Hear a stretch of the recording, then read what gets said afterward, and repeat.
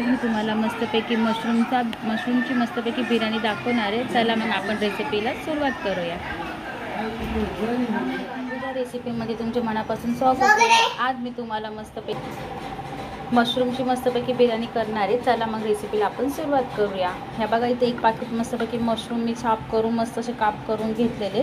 त्याला फोडणीसाठी आपल्याला सोपी पद्धत बघा, कढीपत्ता 3 कांदे घेतले लांब कापून घेतले, त्याच्यामध्ये 2 टमाटे, अद्रक लसूण पुदिना आणि लाल मिरची धण्याची पावडर आहे, 1 वाटी दही घेतलेली, ह्याच्यामध्ये मीठ हळद बिर्याणी मसाला घेतलेला आहे आणि तांदूळ बारीक कोलमसाठी घेतलेले। चला मग सर्वात पहिले आपल्याला मस्तपैकी बिर्याणी भात करून घ्यायचा, मशरूमचा तयारी करूया।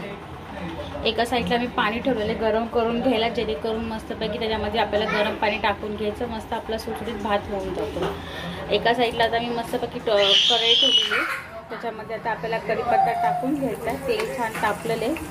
आता याच्यामध्ये आपल्याला कांदा टाकून घ्यायचा,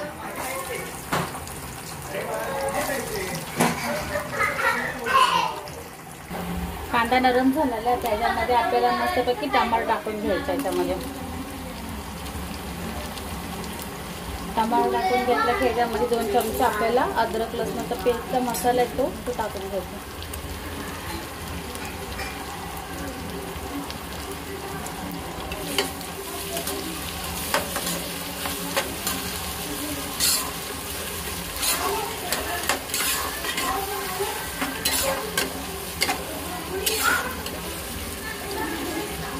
त्याच्यामध्ये आपल्याला मीठ हळद बिर्याणी मसाला आणि लाल तिखट मिरची टाकून घ्यायची। त्याच्यामध्ये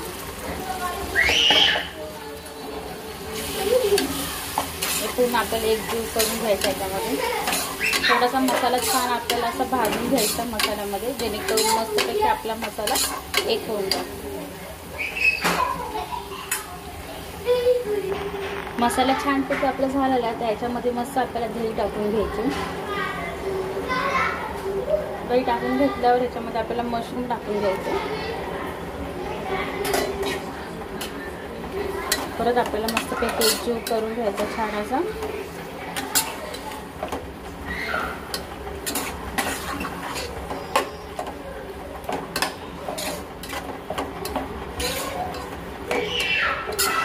छान तसं झालं मस्त आपला मसाला 5 मिनिटं मसाल्यामध्ये ठेवायचा, आणि जेणेकरून आपल्याला मस्तपैकी पाणी त्याच्यामध्ये उकळलेले ते पाणी टाकून घ्यायचं।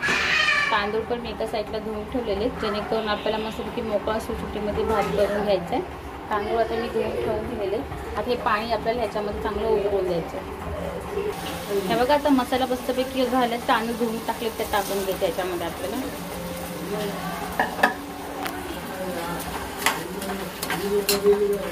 मस्त हात एकजीव करून घ्यायचा आपल्याला, त्याच्यामध्ये आपल्याला गरम पाणी टाकून घ्यायचं आता।